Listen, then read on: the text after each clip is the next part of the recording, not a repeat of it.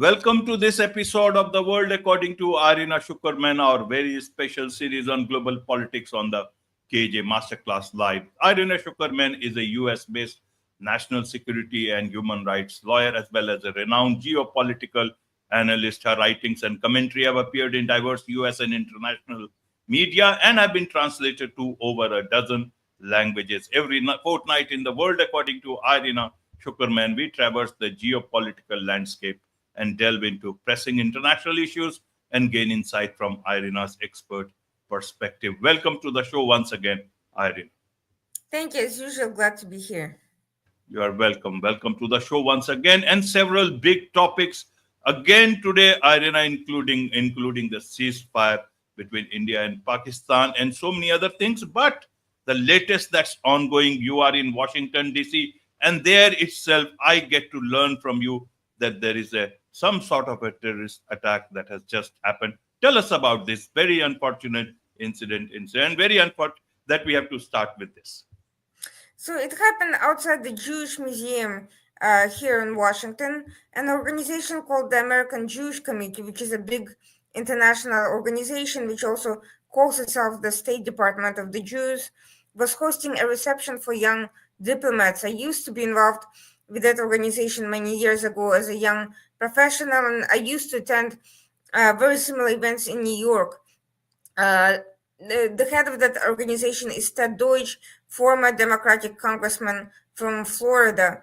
And the organization maintains strong relationships with governments around the world, including with India, and has hosted a number of India-related events as well. Their liaison lives in DC as well. This time, the reception was in Washington, focused on young diplomats. I think people were already leaving the event at night when a gunman opened fire, killing two Israeli embassy staffers. This person was wearing a keffiyeh, and he called out "Free Palestine" as he was doing that. So clearly, the attack had a political message. The staffers have not yet been identified. It's not clear whether anyone else was hurt, and it's also not clear whether this individual was taken into custody or managed to escape. I think the investigation is still ongoing. But this happened outside the museum, so the security would not have been implicated already. It was the end of the night, apparently. Right. Irina. So what does this show? What more details can we share with our audience? What does this show? What should they understand? It means even in a place like Washington D.C., things are not security-wise. It's not that okay.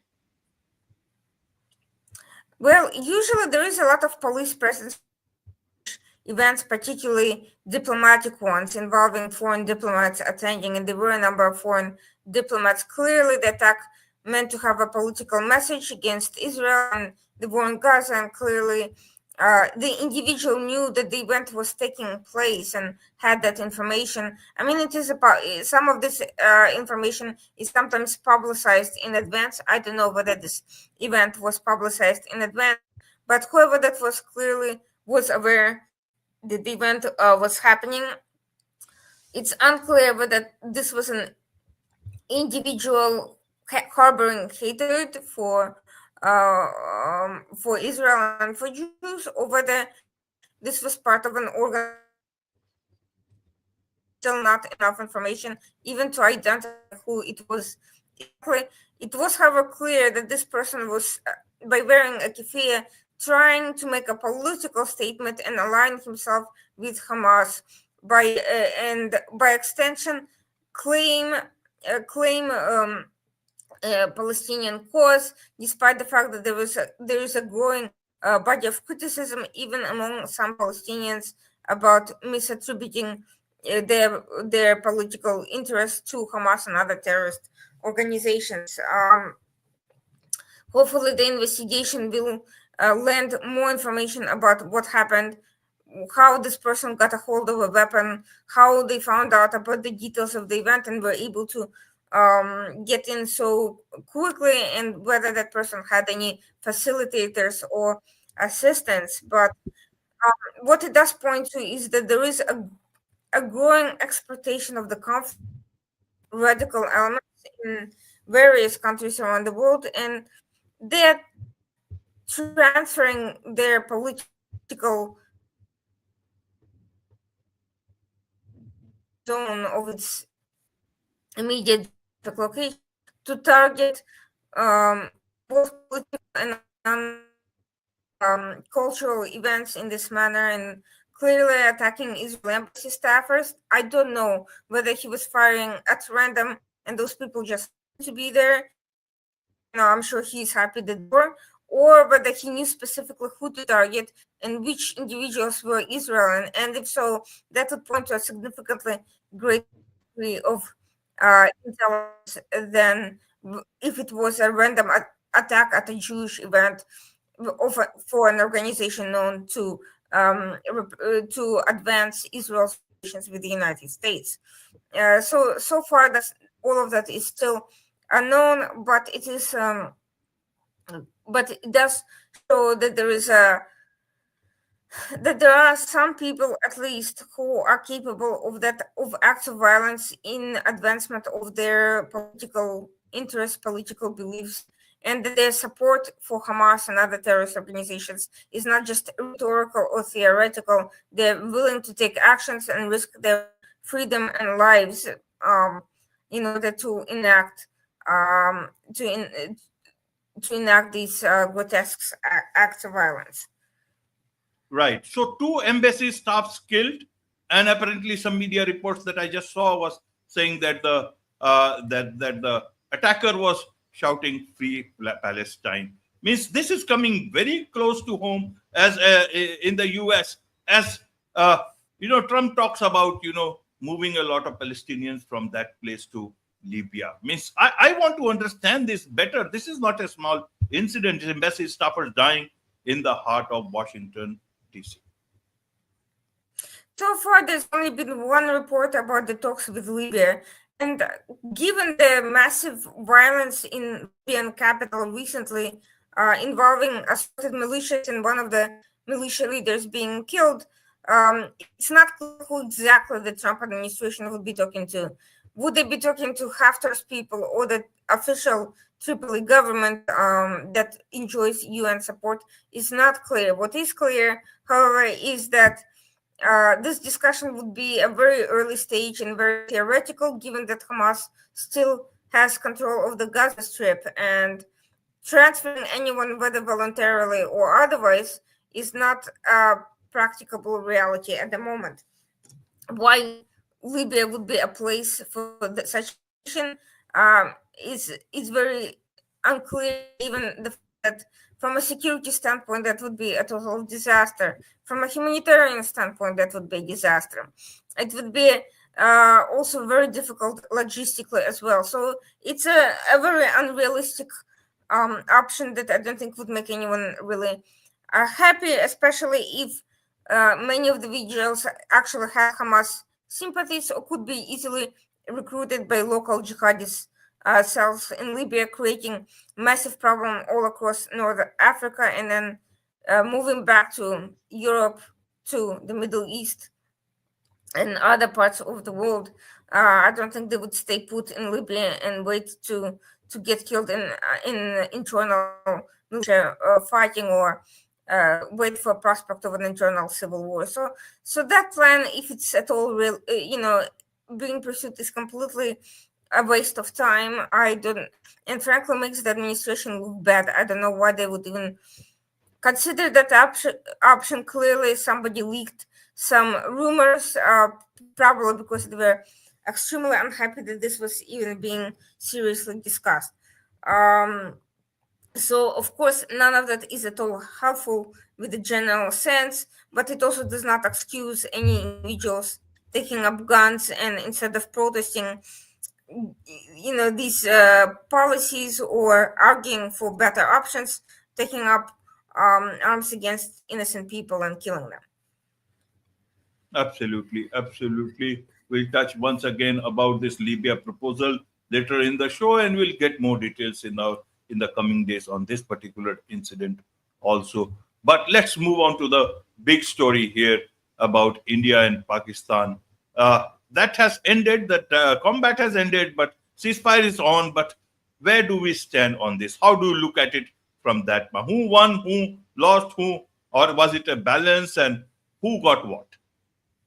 I don't, I don't think that there is a clear victory here simply because num- the arrests and investigations continue. Just after the ceasefire ended, India wrapped up a cell of 12 Pakistani spies operating on Indian soil with clear connections to the attack. So, very clearly, the issue is not over just because the fighting stopped, and it stopped to preserve peace, to minimize civilian casualties, and also because, from India's perspective, the message was clearly sent, but without escalating to the point of full blown war. And from Pakistan's perspective, they got to save face by retaliating against some targets, but also did not make it too costly for themselves by trying to challenge India in any more serious way. Rather, it was a symbolic response that they felt they had to do for the sake of their own internal demands. The issue is also not over, and there's no clear victory yet because there's so much new information coming out about the complexity of the attacks. Additional evidence every day keeps pointing to the role of China, for instance, which was not only supplying Pakistanis with weapons, some which ended up in the hands of the terrorists, but also apparently was involved in the logistical advice and steering that led up to these attacks. We are also seeing protests and boycotts of Turkey inside India due to its role, both ideological ties to the terrorist organizations and the extremist movements behind them, and its support for the Pakistani military. Pakistanis send hundreds and sometimes thousands of soldiers to train in Turkey as part of an arrangement. Turkey started out with playing a major humanitarian role in Pakistan, but they have grown very close on many. There are rumors that even there are talks of potential nuclear cooperation as Turkey considers the possibility of a nuclear weapon in light of the developments in the region. So clearly the relations are very close. There is also the role of Qatar. Qatar generally does not get too involved in in providing arms directly because many of its arms come from Western countries, but it does pay for weapons that come from China or other places and finances everything from politics to logistics in a lot of these operations. So it certainly has close ties to Islamist movements, and it has supported Hamas, which, as we have mentioned previously, also had a role to play in the scenario, in the planning. And a lot of these Hamas ties are only beginning to unravel. So rather than claiming victory, I think it was a successfully concluded operation on India's part, which succeeded in accomplishing its tactical objectives and in preventing the escalation of violence. But the larger story of finding out how this attack came about and holding the various contributors to it responsible, I think this is just the beginning. Right. What about the other players you talked about? China, Turkey, and in terms of Qatar, and all those places, other players, organizations we talked about in the last episode. What about them? Will they be? Ceasefire is over, but their attempts or their mission may not be over. What is it that it looks like? That India has to be on its toes all the time, has to be looking at those players and taking care of that. How do you look at that part? Does India need to be much cautious from that angle? Well, here's the problematic part. Not all of these terrorists are necessarily outsiders, and given the 12 individuals that were recently rounded up, it seems to me that there were other spies and assorted locals who were recruited by Pakistan to gather information which helped advance the goals of the terrorist attack, and who may or may not have been complicit in the execution. So where you found 12, there could be a lot more. And for all we know, there may have been other acts of violence or other operations that were either being planned or are still planned. For me, this act, this attack seems a mixture of testing India's response, testing international response, but also almost a diversion from potentially bigger goals.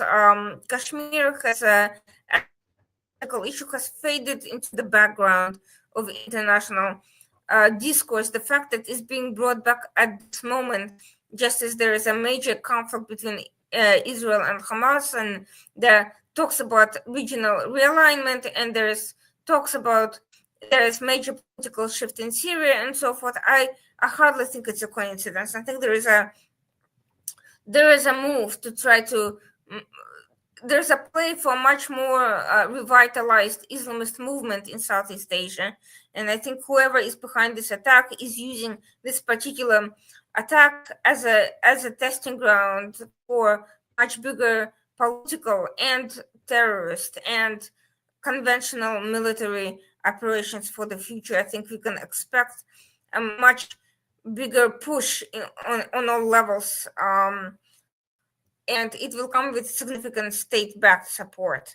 It will not be like previous attacks that were largely held, tied to ISI itself, but otherwise, while it may have served the interests of various players, it did not involve them. There now we see a completely different landscape, much more sophisticated, much more brazen, much more open, and these countries are barely hiding their hand in it.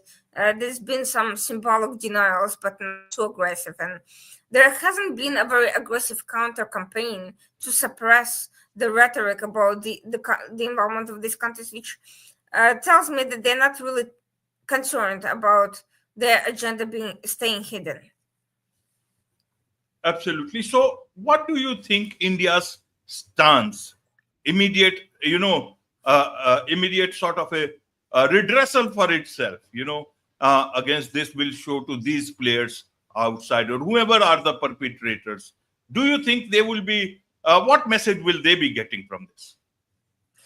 Well, I think it's time for India to move away from a very sort of reactionary and conventional response to this sort of threat, and work with allies to kind of advance a response on multi fronts. First of all, presenting very hard evidence through diplomacy to expose state complicity, not just in Indian media and through private conversations, but through an official, potentially legal case, international case.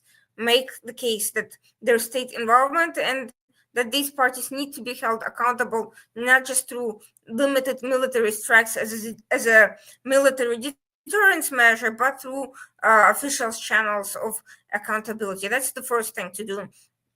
There needs to be real-time AI-enabled threat monitoring and counter-narrative strategies, because information warfare has played a very outsized role in all of this. And one of the things were Pakistani cybersecurity attacks during the escalation, as well as attempted AI-enabled bot attacks and disinformation campaigns that followed. So all of that is going to be it's going to be continuing well past any sort of kinetic action, and needs to be addressed.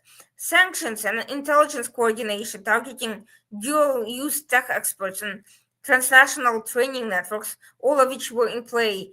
We're talking about foreign fighters like the Hamas operatives who assisted with this measure, and we're also talking about training camps in Pakistan, some of which were attacked by Indian forces, but clearly there's a lot more infrastructure to be examined, and all of this needs to be taken account. So all of these things mean a very complicated threat landscape, but also means that response needs to be needs to be sophisticated, multifaceted, and probably going well past the geographical area of South Asia and well into Middle East and other parts of the world, where there's money, there's training, there's ideology, and there are meetings that are yet to be fully tracked. Right, right. Let's talk quickly on Turkey. Means a lot of Indians are not happy with the way Turkey has come out in this whole picture. How do you look at that? A lot of talk is about boycotting Turkey in all sense possible, including whatever their goods and services. With the Indian government has also taken action at certain places. How do you look at this particular thing that has come out? How do you think India is responding, especially on the boycott side? Well, we know that Pakistan had very effectively used Turkish drones, and Turkey has basically politically backed Pakistan in this issue, taking a different position from some of the Gulf states like UAE and Saudi Arabia, who did not provide any sort of public open backing to Pakistan and either stayed neutral or outright condemned the attacks. And in the cases of authorities, they did. So we're seeing that Turkey may be looking to capitalize on the situation to gain sympathies not only with Pakistan but to exploit any sort of potential internal divisions in India and to make moves to kind of reassert its dominance, to kind of it's looking to establish a sphere of influence beyond Bangladesh and Pakistan and well into India proper. I'm not entirely sure how that would look like given the sheer size of Indian population and the massive instruments of infrastructure at play here. It's not like a smaller country where you can meddle in elections, fund a few parties, and hope for the best. Even the major leading parties in India are not really necessarily sympathetic to Turkish ideology. There may be some left organizations and groups that are willing to partner on some issues, but ultimately, culturally and otherwise, there's too many differences for it to be an effective alliance. So, all I can think of is the Turkish plan is that proxies and assorted allies destabilize India politically, to discredit it, and to create massive, to renew a war on terror that can get out of hand and take up resources, time, distract from the mission, and weaken India's influence. I think that's basically the best of the objective that a country like Turkey call for, and for China, of course. It Right. does perceive India as a growing geopolitical rival. So this is less about just asserting its influence and more about outright creating a major hiccup for India in the region, and a permanent stumbling block that will have the country distracted from other matters. Absolutely. What about the US, Irina? First, it said, it was their problem, JD Vance's statement that let them deal with it. And later on, suddenly out of the blues, US comes into the picture. Trump, as usual, he tweets that there is a ceasefire. Well, the Indian authorities made it very clear very early on that while U.S. was pushing for dialogue, they were not the ones responsible for the terms that led to the ceasefire. This was entirely handled bilaterally by the two parties. Of course, Trump was trying to take credit for it because he knew that his own base wouldn't necessarily go to the Indian media to read the reports and they would believe him over any official statements from anyone else. I don't think, honestly, that in the United States it actually really made much of a difference. People were much less concerned about who was responsible for the ceasefire and more happy that it didn't escalate into a major war, which would have been a significant business risk for Western companies, and of course a huge potential security flashpoint if it got out of hand beyond the this operation. So in that sense, I think there's more of a distraction that didn't really add anything to the picture than anything else. It didn't do any particular damage to anybody either. but it did underscore that while US wants to make it look like it's playing an important diplomatic role, it actually does not necessarily have the current commitment, the staff, um, or the bandwidth to really get involved in very serious operations. Now, that could be different in terms of intelligence cooperation. I suspect that there's a lot more going on behind the scenes on a local operational level, but when it comes to high level diplomacy, I think the US is currently not in a position to be a very successful mediator. Absolutely. And one thing that was very much in the news is the S-400 air defense system from China and from Russia. And Russia is very much here. Looks like to an old friend back into reckoning. How does this part of this whole scenario look like to you? Even though Putin was not here, his defense system was very much here. How does that look like? It look like rekindling of old relationship with Russia for the Indians. Well, the good news for India is that system is not really all that great. So if India decides to purchase one from the United States or from another Western country, it will now know not not to rely on something that's been tested elsewhere and did not work well. So there are fortunately other options. For Pakistan, however, it means that Russia has been cozying up in part in response to India's increasing multilateralism, but also out of concern of losing markets and of losing regional influence and looking to capitalize on the distancing of Pakistan from the West and on opportunities for the assorted connectivity projects that are taking on very much with China playing and Gulf states playing a central role in many of them. And Russia is simply looking also for another way to make profit off of all of that. Let's not forget that many of these connectivity projects are alternative to India's IMEC and other projects that India is involved in regionally, and there's an effort to connect through Pakistan, Middle East, and Central Asia and other regions. So there is a lot of money to be made in logistics, in investments, and exploiting the situation. So there is not only ideological but also pragmatic geopolitical interest here.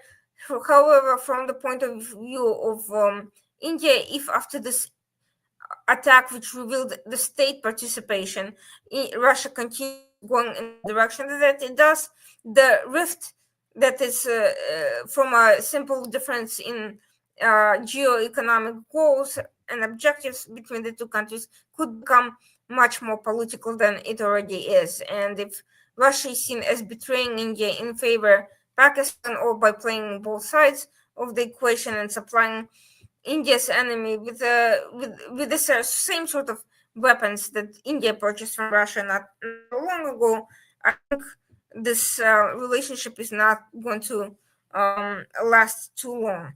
And quite frankly, I think that's the direction it's going.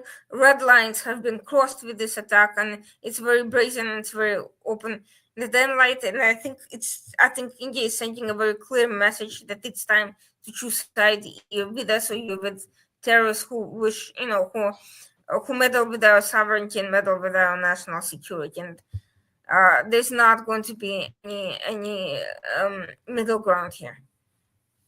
Right. And one last question on this particular topic, Irina, is that Europe was a bit more subdued, a bit more silent. That's what my understanding it. Maybe I'm wrong. What is your understanding? Was it like that? And if yes, why? There's a few reasons. First of all, right now Europe is prioritizing the Russia, Ukraine, and assorted elections that are going on in several countries. It was these elections were extremely tense and would have had major consequences. They all ended in European consensus being upheld, but ultimately it was there's just a lot of preoccupation with local matters.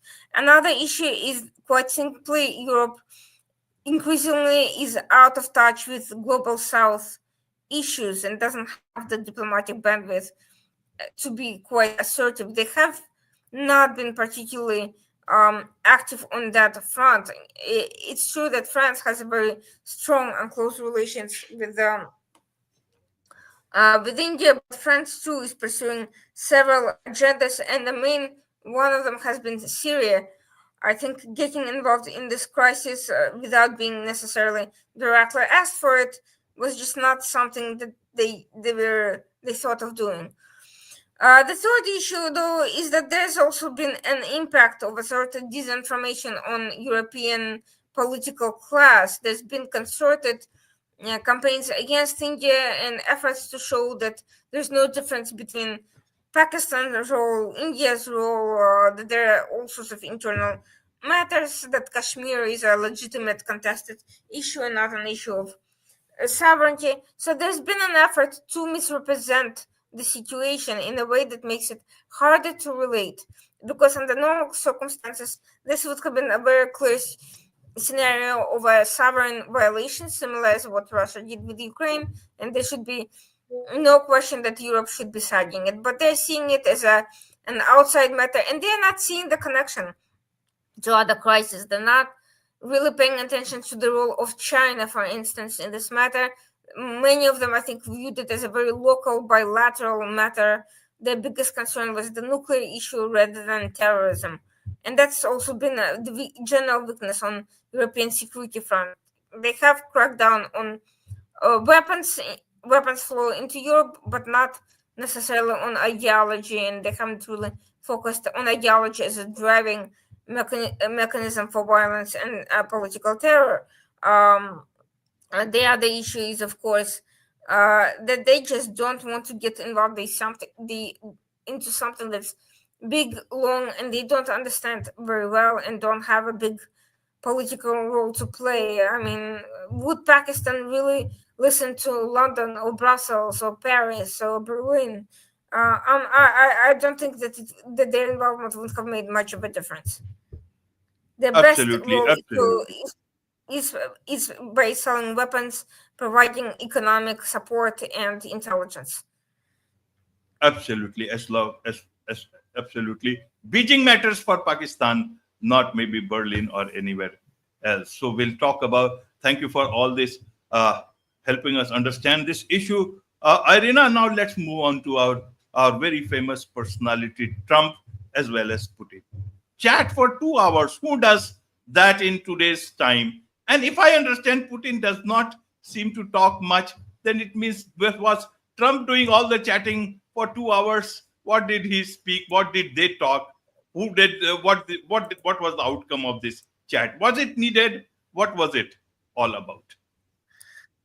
Well, they spent actually even more than 2 hours, more like 2.5 hours on this call, and I mean,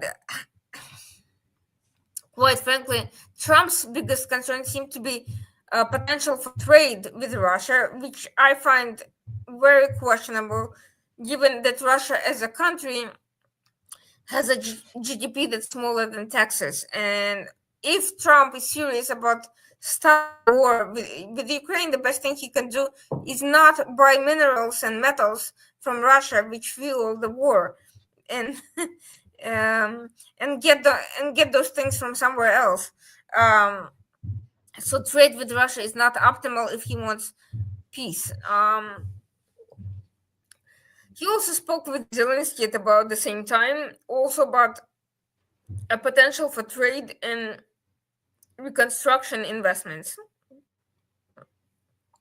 But that seems to be rather premature. Why not liberate the territories that need to be reconstructed first and then discuss this potential? The ultimate outcome, though, is that Trump came out of this meeting, first of all, repeating propaganda messages from the Kremlin, second, refusing to join European countries in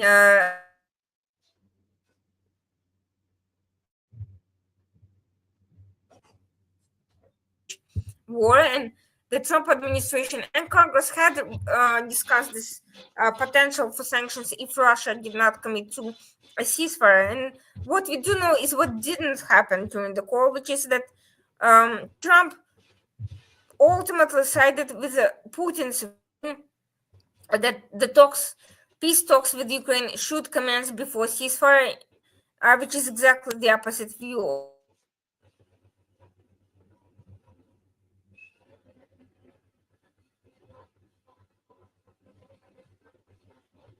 about acts of aggression against civilians. So, in other words, Trump came away basically giving away the store to Putin in exchange for a status quo, because Ukraine and Russia in talks before that, and Ukraine has also held a peace to advance its own agenda in before Trump was even in something new, a new process that was about to start is simply inaccurate. Right, right, Irina. So, in terms of the Russia-Ukraine war, what do we understand? Means every time we are hopeful and then something else happens. I thought this long chat would address that part of the thing. Do you think none of these parties are actually serious in terms of, especially from the Russia side, that they have a different larger goal here, and that is why these things are not happening, that all those real issues are not being talked about. How does it look like? Because why does peace have to be Well, so different? well, look it looks like Russia's goals do extend well beyond Ukraine, as I have warned many times in the past, because while all of this was happening, European countries have discovered and leaked plans about Russia's plans for attacking NATO countries like Lithuania or Poland. Um, so we do know that Russia is looking to Ukraine as a sort of a stepping stone to great ambitions, and it's not likely that Russia will engage in full-scale invasion of NATO countries, but it will test them by escalating asymmetrical warfare significantly and weaponizing local populations and just causing immense problems. We have already seen some terrorist attacks happen and fires take up in different parts of Europe, sabotage, cyber attacks, attack structure, various provocative instances. There was a recent fire to Prime Minister Starmer's property. So we are seeing all of these things happen, and they seem to be escalating. And Europe is still divided on some issues, and it's not at full capacity, although it has increased its aid to Ukraine significantly and is much more aggressive about discussing the future of Europe. There's a French nuclear umbrella that's being discussed, being deployed to other countries. All of these things, from a deterrence perspective, are positive signs. The problem is it may not be enough and not quickly enough and not sufficient to stop asymmetrical warfare. It may work in terms of conventional deterrence against nuclear weapons or necessarily against anything else. And this is what Russia is counting on. It's now less about taking over Ukraine per se, but more about entrenching enough to be able to.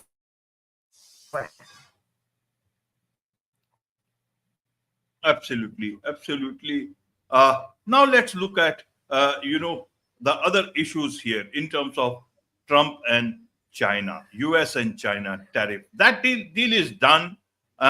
What does it mean in terms of who is the victorious one here? China or U.S.? U.S. China still left with 30% tariff, if I understand that correctly. Look, there's no question that the tariffs were to the Chinese economy. The problem is they were doing at least as much to the US economy. It was an entirely avoidable problem, and there is never a winner in trade wars. But the fact that the way Trump responded to the Chinese alleged outreach did not actually solve any problems. It did not ultimately isolate China. It did not actually force any concessions from China. It delivered nothing other than Trump claiming a victory which when there was none, because the economic damage is still done. The issue was the one he created, a problem that he created for himself, and it did not address any of the other China's issues, such as the complaint filed at the World Trade Organization against the United States, sanctioning and targeting of companies affiliated with the Trump administration and Republican states. None of those issues have gone away so far. They have only agreed to reduce the tariffs, but which will rebalance economically. But China seems to be continuing to impose harsh measures against the United States, and Trump did not reciprocate in any significant way, politically speaking. Absolutely, absolutely. So we'll have to see, because US Trump seems to be initially giving a lot of hard stance and then a soft stance, and that confuses a lot of not only politically but business wise also. Do you think this particular thing will hurt Trump as well as the US businesses in the long run, even outside people who are doing business with the US?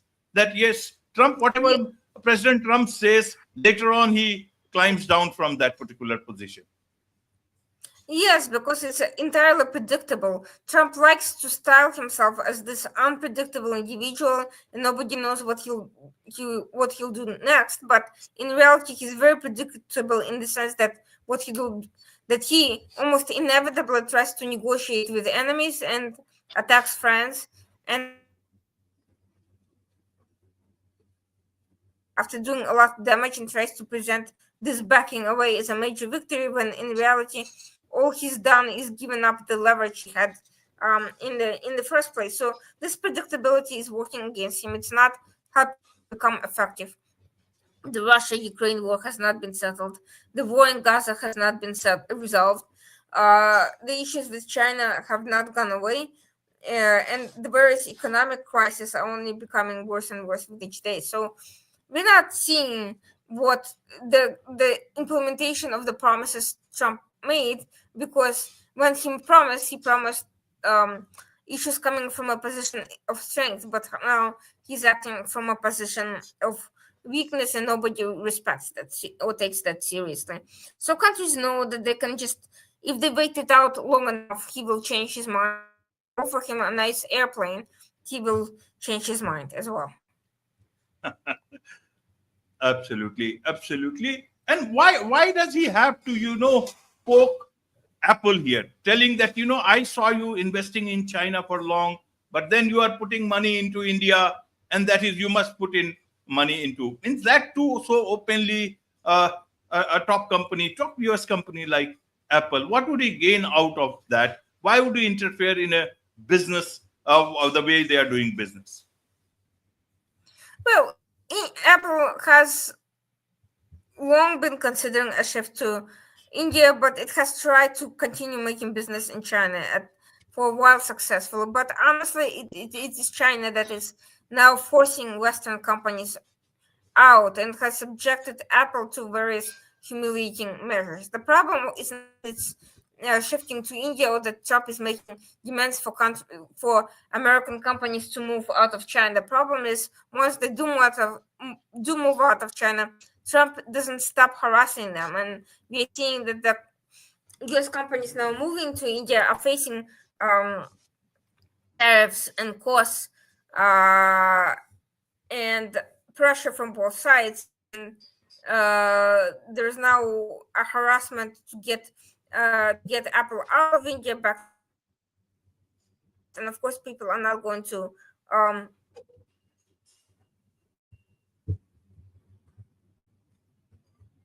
be gained. However, it's clear that so far there hasn't been a significant economic pressure on Apple to do that. Trump's comments don't have in themselves, do not necessarily and under all circumstances have enforcement power. Sometimes they're just tough talk to make noise. So I would watch to see what happens. For now, Apple seems to be um, fine, but if Trump feels like he's not getting enough attention in one area, he may return and revisit the subject at some later point. Absolutely, absolutely, Irina. Now let's talk about this last topic of the day about his uh, about his suggestion for Palestinians to be put in Libya. There, Libya itself is having its own problems, and here Israel is planning for major offensive in Gaza amidst tensions with the US. Where is it all leading to? I thought with the new administration, and even Trump had said before that he has got this deal done, everything will be peaceful. That peace is out of the question. Their peace with the Israelis itself is in question now. How does it work out? Peace is eluding everywhere. Where will this all lead to? Do you think why? Where is this Libya thing coming up? Coming up in Trump's mind? Well, that I mean, I think the administration is pursuing some contradictory goals, but one agenda is clear. It may be at this point to discredit Israel and to discredit this very idea of Israel's offensive, and to kind of indirectly make it seem like the administration is acting along with the Israeli hardliners, while in effect creating this international outrage over plans that are not going to materialize anyway. That, I'm guessing, is the sense, because we have seen that the US dramatically changed its position now. Pressure changed its position on restoring aid to Gaza despite concerns about Hamas, um, pressuring Israel, including publicly, to provide additional aid into Gaza. Now, with a very questionable operation involving joint U.S. and Israeli distribution efforts, um, U.S. is now also pressuring Israel to wrap up its operations, and it has proceeded on.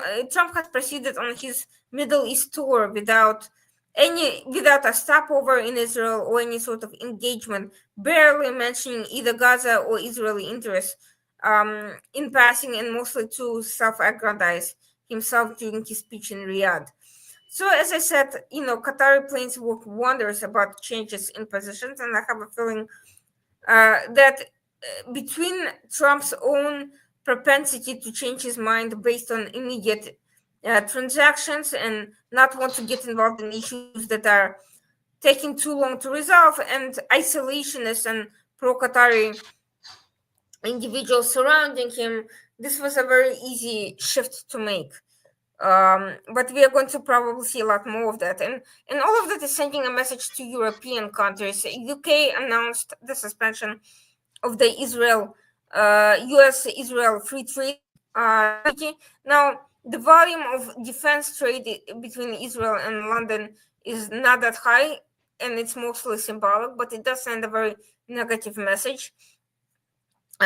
Strictly speaking, Canada is about to make a unilateral recognition of the state of Palestine, despite the fact that there's no effective, much less democratic government. It's complete chaos.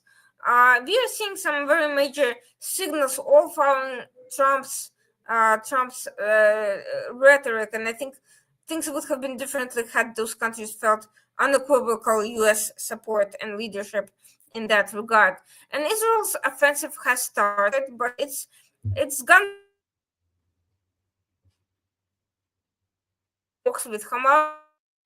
Witkov presented a deal which Hamas ultimately rejected after making. Now Israel is engaged in this offensive, but given the way things have been going, I'm not entirely sure whether it will be a success. So far, have all been retaken by Hamas, and whenever things get too tough, Israel just eliminated a few senior Hamas leaders on the international pressure gets in the way. Now, can Israel ignore political calls from some European countries? Sure, but all of that has its social and political costs. And being isolated politically is not going to help Israel manage economically either. The war has taken a major economic toll, and if the European countries feel that there is a push for sanctions by the US against Israel, they may adopt the same approach, which could have catastrophic economic consequences for Israel. And what we do know, however, is that Hamas is celebrating these comments. Hamas leadership has praised these condemnations from the European states as a step in the right direction. And whenever a terrorist organization praises you, it's never a good sign. Absolutely. So, where does it, leave Israel? Why is it trying to play this brinkmanship, especially with long-term partners like US and Europe? Or are they coming out of the shadows of all these former friends, if we call that? Or is it only a temporary, halt in business with these countries? You have a perfect storm of different factors. Netanyahu desperately clinging to power and not having a clear strategy, nor wanting to do what it would take to stabilize the situation on his terms, which is to announce occupation of Gaza for a period of 50 to 60 years, and the call for an international alliance to de-radicalize this whole area. But on the other hand, you have Trump, which has essentially, who is essentially shifting away from Israel as a cornerstone of Middle Eastern security policy, and putting all his eggs in the Gulf basket. Simultaneously, we are seeing leakers disclose Israel's plans to attack Iran without the United States, and this is exactly the sort of thing that took place under Biden's administration by pro-Hamas sympathizers in key positions, and which has been condemned by the MAGA team and Trump supporters, especially among the pro-Israel evangelical and Jewish communities. And now, when Trump does exactly the same thing, they make excuses, claim it's the Biden holdovers or mysterious traitors, and that's despite major intelligence purges which have taken place already. The more realistic scenario is that Trump officials are looking that information to show that Israel is not following U.S. direction when it comes to Iran after Trump's request not to get involved, and also to prevent the deal with Iran from being sabotaged by a potential Israeli strike. Absolutely. There's so much happening, Irina, and there is so much to understand from you. And that is what we do every 2 weeks. With this, it's a wrap on this very special edition of The World According to Irina Tsukerman on the KJ Masterclass Live. Thank you so much indeed for joining us. Thank you so much. This was great as well.